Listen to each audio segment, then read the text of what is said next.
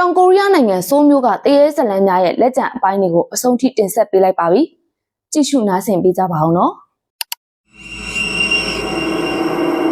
ဒီဇလန်းမှာတော့ကြောင်ဟီးဆိုတဲ့ကောင်လေးတယောက်ကနားအေးပါအေးနေခြင်းလို့ဆိုပြီးဈေးကြီးရဲ့တိုက်ခန်းတစ်ခုကိုပြောင်းလာပါတယ်။ဒါပေမဲ့တေချာလေးနေကြည့်လိုက်တော့တစ်ဖက်ခန်းရဲ့နေရန်ကနေတတောက်တောက်လှုပ်နေတဲ့ထူးဆန်းတဲ့အတန်တွေကိုကြားခဲ့ရပါတယ်။အေးဆေးနေခြင်းလို့လာကမှဒီအတန်တွေကြောင့်သူလည်းအတော်လေးစိတ်ရှုပ်သွားပြီးတညတလီပဲနေမှာပါလို့တွေးကအိတ်ဖို့လုပ်ခဲ့တယ်။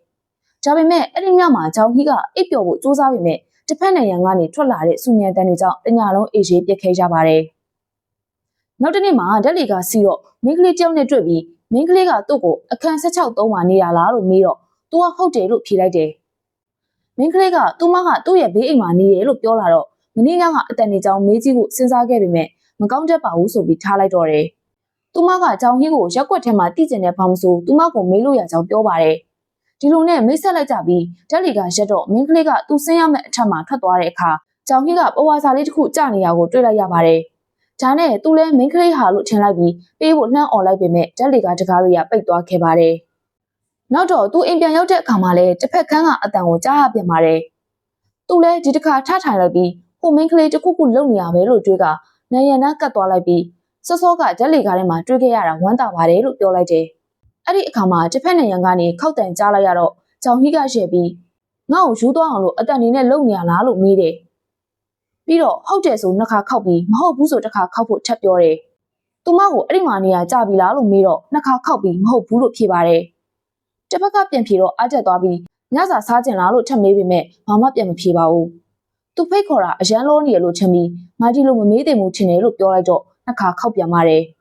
ဒါနဲ့သူ့ကိုလက်ခံတဲ့သဘောမို့ကြောင်ဟီးလည်းစိတ်လှုပ်ရှားပြီးဒီတစ်ပတ်တောက်ကြနေညစာအတူစားကြရင်ရောဘလို့လဲလို့မေးပါတယ်။ဒါပေမဲ့ဘာမှပြန်မဖြေတဲ့အခါသူလည်းဟန်ဆောင်မိရှင်နေမိတယ်။တောက်ကြနေရောက်တော့မင်းကလေးနဲ့ဓာတ်လီကားထဲမှာထပ်တွေ့တော့ကြောင်ဟီးကမင်းကလေးကိုစကျင်လို့ဓာတ်လီကားနဲ့ရင်ကိုခောက်ပြပါတယ်။ဒါပေမဲ့သူမဘက်ကဇဝေဇဝါဖြစ်နေပုံရပြီးသူဘာလို့ဖို့စူးစမ်းနေလဲဆိုတာတော့နားမလည်ပုံပါပဲ။အဲ့ဒီညမှာကြောင်ဟီးကသူမကိုတွေ့ရဖို့မျှော်လင့်နေပြီးအဆောက်အဦအပြင်ဘက်မှာစောင့်နေပေမဲ့သူမကပေါ်မလာခဲ့ပါဘူး။နောက်တော့လေနေရန်ကိုခောက်ပြီးအပြင်မှာစောင့်နေရမကြိုက်လို့လားလို့မေးတော့တစ်ဖက်ကပြန်ခောက်တဲ့အတန်ကြားလိုက်ရတယ်။တွေ့တာမကြသေးပဲဒီလိုတောင်းဆိုမိလို့တောင်းပန်ခဲ့ပြီးတချင်းတစ်ပုတ်လောက်နားထောင်ချင်လားလို့မေးကစိတ်ကိုပေါ့ပါလာအောင်စူးစမ်းခဲ့ပါတယ်။ဒါနဲ့သူ့ဖုန်းမှာတချင်းတစ်ပုတ်ဖွင့်ပြလိုက်ပြီးညံရန်ကပါနေတော့အခုလိုအတူတချင်းနားထောင်ကြတာကအာသာချက်ပါပဲလို့ပြောလိုက်တယ်။ပြောနေရင်သူ့မျက်လုံးတွေကမင်းကလေးကြကြံခဲ့တဲ့ပဝါစီရောက်သွားခဲ့တယ်။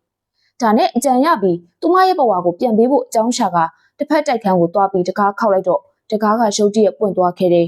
။ဒီလိုမျိုးကြီးကြဂျောင်ဟီးလည်းစိတ်မသက်မသာဖြစ်ပေမဲ့တိုက်ခန်းထဲကိုဝင်သွားလိုက်တော့ဘသူ့ကိုမှမတွေးခဲရပါဘူး။သူလည်းတခုခုမှားနေပြီဆိုတာသဘောပေါက်လာတဲ့အခါချမ်းစိတ်စိတ်ခံစားလာရပါတယ်။ဒီလိုနဲ့ဂျောင်ဟီးလည်းအန်ဒီယာကိုခံစားမိပြီးအမြန်ထွက်သွားမယ်လို့တော့စာကတ်ထားတဲ့ဗီဒီယိုကိုတွေ့တာနဲ့ခောက်ကြည့်လိုက်ပြီးဖွင့်ကြည့်ပေမဲ့ဘာမှမရှိပါဘူး။သူယူလာတဲ့ပဝါလေးကသတင်းစာပေါ်ပြုတ်ကျသွားပြီးသတင်းစာမှာကပျောက်ဆုံးနေတဲ့မင်္ဂလာဆောင်ပြီးကစားစုံတွဲအကြောင်းရေးထားတဲ့သတင်းကိုမြင်ရပါတယ်။ဒီလိုနဲ့ဂျောင်ဟီးလည်းသူ့တက်ခန်းကိုပြန်လျှောက်လာပြီးနေရန်ကိုစစ်ဆေးနေစဉ်ရုတ်တရက်တကားခောက်တန်ကြားလိုက်ရတော့အန်အော်ပီကြည့်နေတော့နေရန်ပေါ်မှာတစ်ဖက်ကနေထိုးထွက်လာသလိုပုံရိပ်တစ်ခုပေါ်လာပါတော့တယ်။သူလည်းကြောက်နေပေမဲ့သိကျင်တာကြောင့်နေရန်ကစက်ကူကိုခွာချလိုက်ချိန်မှာတော့တစ်ဖက်နေရန်မှာတက်သားပြားတွေနဲ့ပိတ်ထားတာကိုမြင်ပြီးထိတ်လန့်သွားရပါတယ်။မီးကလည်းကျက်သွားခဲ့ပြီးဂျောင်ဟီးလည်းတုံတုံရီရီနဲ့ပဲပြင်ချက်တွေကိုခြောင်ကြည့်လိုက်တော့အထဲမှာအလောင်းတစ်လောင်းကိုမြင်လိုက်ရပြီးလန့်ဖြန့်သွားပါတော့တယ်။စိတ်မလျှော့သေးပဲပြင်ချက်တွေကိုဆွဲခွာလိုက်တော့မှအလောင်းကတစ်လောင်းမဟုတ်ပဲနှစ်လောင်းဖြစ်နေတာကိုတွေ့ခဲ့ရပါတယ်။ဒါကသတင်းစာတွေကပျောက်ဆုံးနေတဲ့လင်မယားရဲ့အလောင်းဆိုတာမြင်သာပါတယ်။သူလည်းမကြောက်မလန့်နဲ့တဖြည်းဖြည်းရှစ်တိုးသွားကအလောင်းတစ်လောင်းကိုထိကြည့်ဖို့လက်လှမ်းလိုက်တဲ့အခါအလောင်းလက်ကရုတ်တရက်ကြီးလှုပ်လာပြီးသူ့ကိုလှမ်းဆွဲဖို့လုပ်တော့ကြောက်လန့်တကြားနဲ့နောက်ပြန်လဲကျသွားခဲ့တယ်။အဲ့ဒီအချိန်မှာပဲမျက်နှာချက်တွေကအကွဲကြောင်းတွေပေါ်လာပြီးတိုက်ခန်းတစ်ခုလုံးပြိုကျလာတော့မလို့ဖြစ်လာပါတယ်။ကြောင်ကြီးလည်းဒီအခါမှအရန်ကြောက်သွားပြီးထွက်ပြေးဖို့စူးစမ်းပေမဲ့တကားကဖွင့်မရတော့ပါဘူး။ထိုအချိန်မှာပဲသူ့နောက်ကနေအေးဆက်တဲ့အတန်တစ်ခုကိုကြားလိုက်ရပြီးမမြင်ရတဲ့အားတစ်ခုကသူ့ကိုလဲပေးနှစ်သက်လိုက်ပါတော့တယ်။အဲ့ဒီအရာကသူ့ကိုလေထဲမှာမြှောက်တင်ပြီးလှုပ်ဝက်ဆန်းကျဲတဲ့နေရန်တစ်ဖက်စီကိုဆွဲခေါ်သွားပြီးတော့မြင်ကွင်းကအဲ့ဒီမှာရှက်တန့်သွားပါတော့တယ်။တကယ်တော့ကြောင်ကြီးစကားပြောနေခဲ့တာဟာတစ်ဖက်ခန်းကလူမဟုတ်ပဲအသက်ခံရပြီးအဲ့ဒီနေရန်ထဲမှာထည့်သွင်းခံထားရတဲ့ဝိညာဉ်ဖြစ်နေရပါဒီဇလန်ကကို့အနီးနားမှာရှိနေတဲ့အရာကကိုထင်တယ်လို့မဟုတ်ခဲ့ခြင်းဆိုတဲ့စိတ်ကူးနဲ့ရှက်ကူးထားတာမို့တော်တော်လေးကြောချမ်းစရာကောင်းပါတယ် နောက်ဆက်လမ်းမှာဂျီဟီဆိုတဲ့မိန်းကလေးတယောက်ကအွန်လိုင်းမှာဂျပက်ရဲ့ဗီဒီယိုတစ်လုံးကိုဝယ်ဖို့ရှာဖွေနေတော့အရန်လှပပြီးရှေးဆန်တဲ့တက်သားဗီဒီယိုကြီးတစ်ခုကိုအခမဲ့ရမယ်ဆိုတဲ့ post ကိုတွေ့လိုက်ပါတယ်။ကြော်ညာတွေကဖုန်းနံပါတ်ကိုဖုန်းခေါ်ခဲ့ပေမဲ့ဂျပက်လူကလိုချင်ရင်လူချင်းတွဲဆုံမှုတောင်းဆိုခဲ့ပြီးသူမှလည်းဒီညမှာပဲလာခဲ့မယ်လို့သဘောတူခဲ့ပါတယ်။နောက်တော့ဗီဒီယိုပိုင်ရှင်နဲ့တွားတွေ့ခဲ့ပြီးအဲ့ဒီဗီဒီယိုကိုယူသွားဖို့ဒီနားကတယောက်ယောက်ကိုပတ်စံပေးပြီးခေါ်သွားလိုက်မယ်ပြောတော့ထို့လူကသူမကအမျိုးသမီးတယောက်ဖြစ်တဲ့အတွက်မသိတဲ့လူကိုအိမ်ထဲဖိတ်ခေါ်ဖို့မသင့်တော်ဘူးလို့ပြောပါတယ်။သူကဗီဒီယိုကိုလိုက်ကြည့်ဖို့ပြောခဲ့ပြီးနောက်နေ့ကျရင်တယောက်ယောက်ကိုလာဖို့ခိုင်းပေးမယ်လို့ပြောပေမဲ့ဂျီဟီကလည်းဗီဒီယိုခဏလောက်လိုက်ကြည့်မယ်ပြန်ပြောတော့ထို့လူကသူမကိုသူ့တိုက်ခန်းစီခေါ်သွားပြီးဗီဒီယိုကိုပြပေးခဲ့ပါတယ်။ဂျီဟီကဗီဒီယိုကိုမြင်တာနဲ့အရန်အံ့ဩသွားပြီးဒီဒီဇိုင်းကဈေးကြီးမဲ့ပုံပဲလို့ပြောတယ်။တကယ်အခမဲ့လားလို့မေးတော့ထို့လူကလွန်ခဲ့တဲ့3လကစိတ်ကြိုက်ပြုလုပ်ခဲ့ပေမဲ့အခုစိတ်တိုင်းမကြတော့လို့မတုံးကျင်တော့ကြောင်းရှင်းပြပါတယ်။ဂျီဟီကဗီဒီယိုဖွင့်ပြီးအထက်ကိုစစ်ဆေးနေတဲ့ချိန်သူ့နောက်ကလူစီကနေထူးဆန်းပြီးအေးဆက်တဲ့အပြုံးတစ်ခုပြုံးနေတာကိုတော့သူမှမသိခဲ့ပါဘူး။သူကမနေ့ပြန် delivery ကားနဲ့ပို့ပေးမယ်လို့ပြောပေမဲ့ဂျီဟီကသူ့တငယ်ချင်းက delivery လုပ်တယ်လို့ပြောပြီးတော့သူကိုယ်တိုင်ပဲစီစဉ်မယ်ဆိုပြီးပြောခဲ့လိုက်တယ်။နောက်တစ်နေ့မှာဗီဒီယိုရောက်လာတော့ဂျီဟီရဲ့တငယ်ချင်းကဗီဒီယိုကအွန်လိုင်းမှာတခြားလူတစ်ယောက်ကယူမယ်လို့အရင်ပြောထားတာတွေ့လိုက်တယ်လို့ပြောတယ်။ဂျီဟီကဘလို့သိရလဲလို့မေးတော့သူကပြီးခဲ့တဲ့လကယူသွားပြီလို့မြင်ခဲ့တာဆိုပြီးပြန်ဖြေတယ်။ဗီဒီယိုရောက်တော့ဂျီဟီကဝက်စားတွေကိုဗီဒီယိုထဲထည့်လိုက်ပြီးသူမလက်ထွက်သွားတဲ့အခါဗီဒီယိုတကားကသူ့လိုပွင့်သွားခဲ့တယ်။သူမလည်းပြန်လှည့်ပြီးပြန်ပိတ်ဖို့စူးစမ်းပေမဲ့တကားကကောင်းကောင်းမပိတ်တဲ့အခါစောင့်ကြုံပြီးပိတ်ထားခဲ့တယ်။အဲ့ဒီညမှာသူမအိပ်ပျော်နေတော့ခြုံထားတဲ့ဆောင်ကိုလက်တစ်ဖက်ကဆွဲချလိုက်ပြီးတခြားသောလက်တွေအများကြီးရလဲသူမနာရောက်လာကလဲပင်ဝိုင်းညှစ်ကြပါတော့တယ်။ဒါကအိမ်မက်ဖြစ်နေပြီးဂျီဟီလည်းနိုးလာကသူမထိတ်လန့်တကြားနဲ့ဖြစ်နေပါတော့တယ်။ဒါပေမဲ့အဲ့ဒီအချိန်မှာပဲတကားဖွင့်တန်ကြားလိုက်ရပြီးဘေးကိုကြည့်လိုက်တော့ဗီဒီယိုတကားဖြစ်နေတာတွေ့လိုက်ရတယ်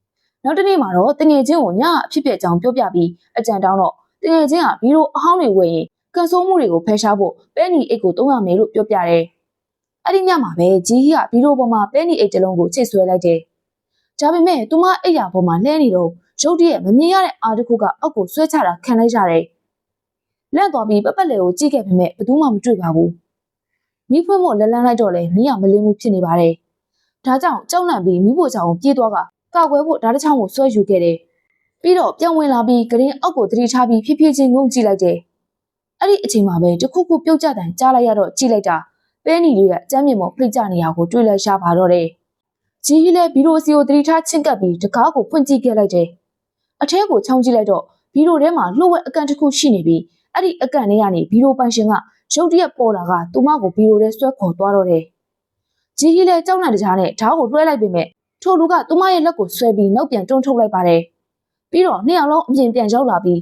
းထိုလူကသူမရဲ့ခြေထောက်ကိုဆွဲပြီးတိုက်ခိုက်ဖို့ကြိုးစားပေမဲ့ဂျီဟီကသူ့ကိုကန်ထုတ်လိုက်ပြီးကိုကဲတင်ဖို့အပြင်းထန်ကြိုးစားနေခဲ့ပါတယ်။ဒါပေမဲ့နောက်ဆုံးရုံးမရတာနဲ့ဂျီဟီကပါလာတဲ့ဓာတ်နဲ့သူ့ကိုအကြိမ်ကြိမ်ထိုးချလိုက်တော့တယ်။ဂျီဟီလည်းထိုလူတေသွားပြီထင်လို့ကြောက်လန့်သွားပြီးနောက်ဆုတ်သွားကဖုန်းကိုကောက်ယူလိုက်ပြီးလေချိုးကန်နဲ့ပြေးဝင်သွားပါတော့တယ်။သူမလည်းရဲစခန်းကိုဖုန်းတန်းဆက်လိုက်ပြီးကျူးကျော်သူတယောက်ရှိနေတယ်လို့သတင်းပို့နေရင်နောက်ကနေဓာကြီးကရေချိုးကန်တစ်ခါကိုဝင်ဆိုင်လာပါတယ်။သူမလန့်သွားပြီးဖုန်းအောင်ဆက်မပြောနိုင်ပဲထိုင်နေတော့မှအပြင်ကနေအေးဆက်ဆက်လေတံနဲ့မကြခင်ပြန်တွေ့မယ်လို့ပြောတဲ့ကိုကြားလိုက်ရတယ်။ခဏနေတော့ဘာတန်မှမကြတော့တာနဲ့ထိုလူတကယ်တေသွားပြီထင်ပြီးရေချိုးကန်ထဲကနေသတိထားပြီးထွက်လာခဲ့တယ်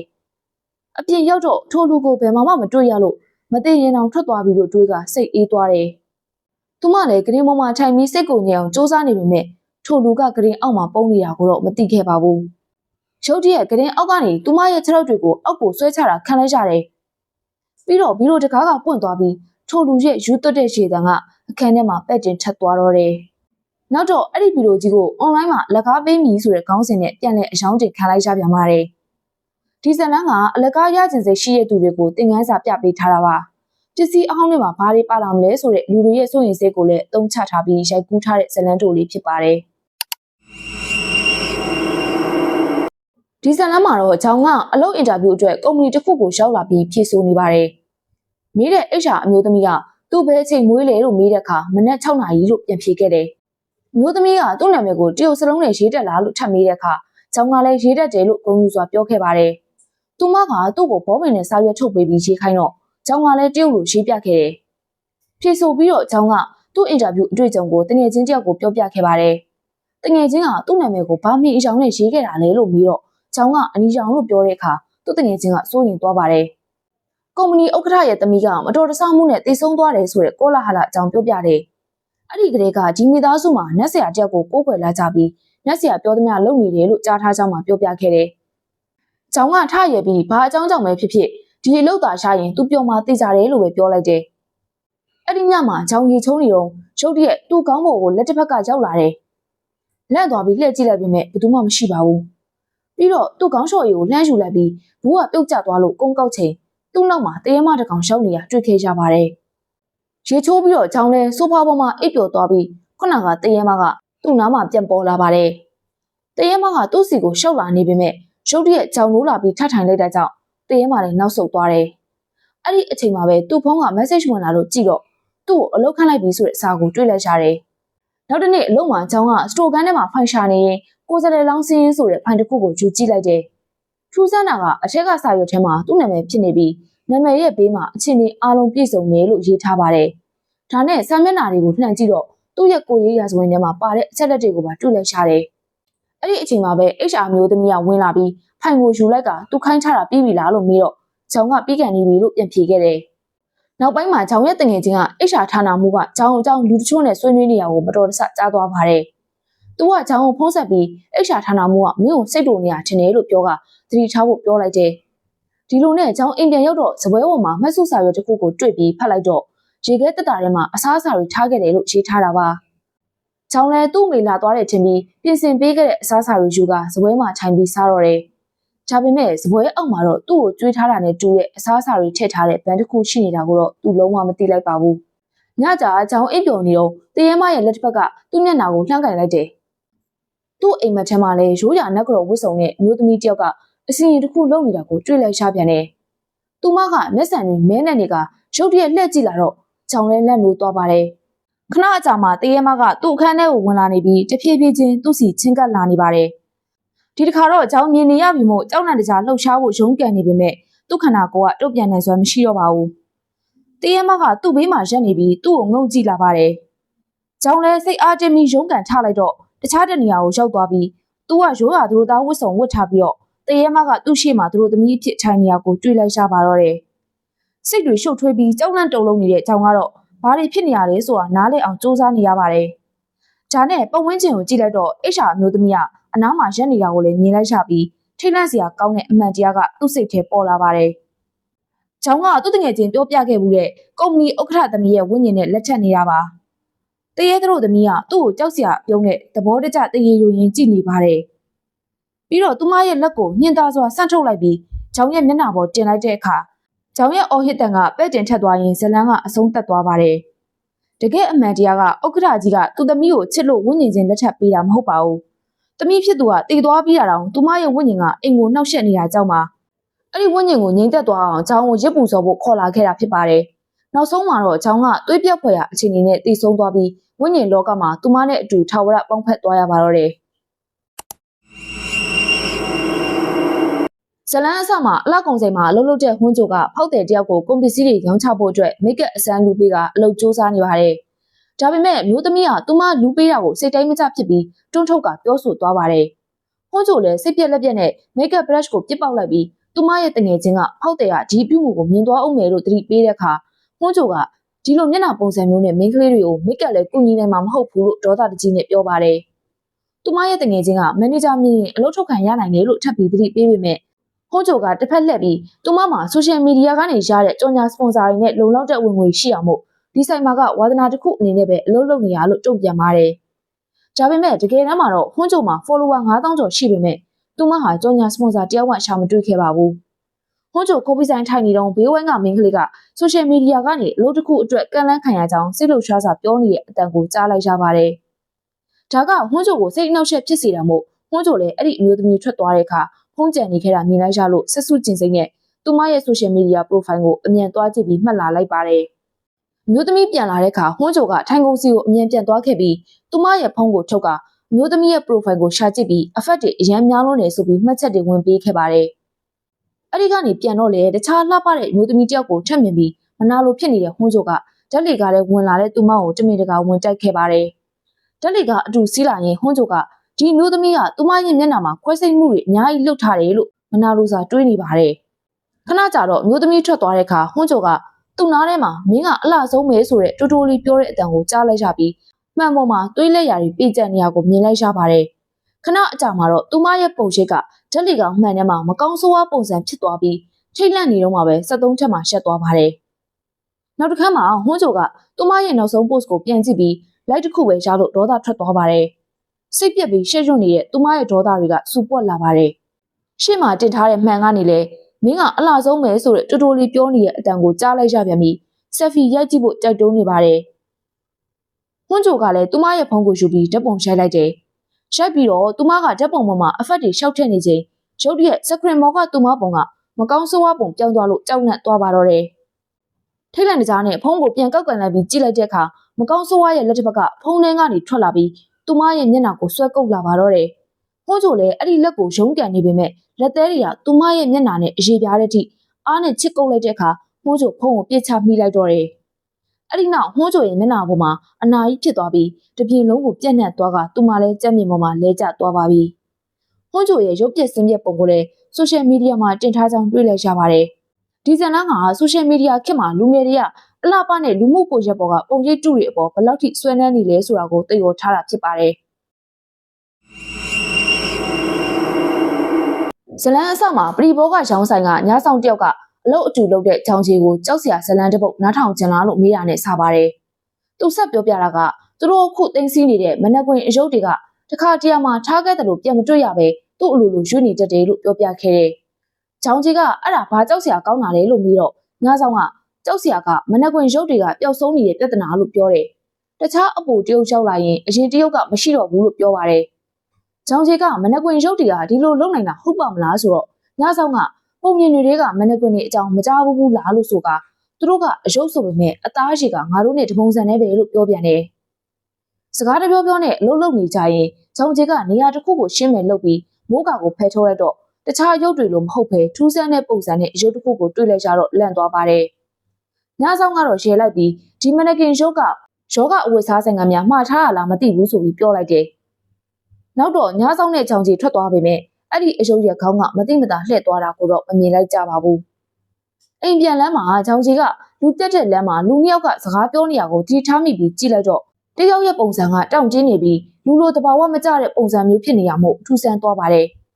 ်ရုပ်တရက်ထိတ်လန့်သွားပြီးအဲ့ဒီပုံစံကကိုတော်ကမနက်ကင်ရုပ်နဲ့တူနေမှရုပ်တရက်သတိရသွားတယ်နောက်တစ်ခါမှချောင်းကြီးကအွန်လိုင်းမှာမနက်ကင်ရုပ်အကြောင်းအချက်လက်တွေကိုရှာကြည့်နေတော့မနက်ကင်လူသားတယောက်နဲ့တွေ့ရင်နှလုံးချင်းမစုံပဲအေးအေးဆေးဆေးထွက်သွားဖို့တတိပေးထားတဲ့ဆောင်းပါးတစ်ပုဒ်ကိုတွေ့လိုက်ရပါတယ်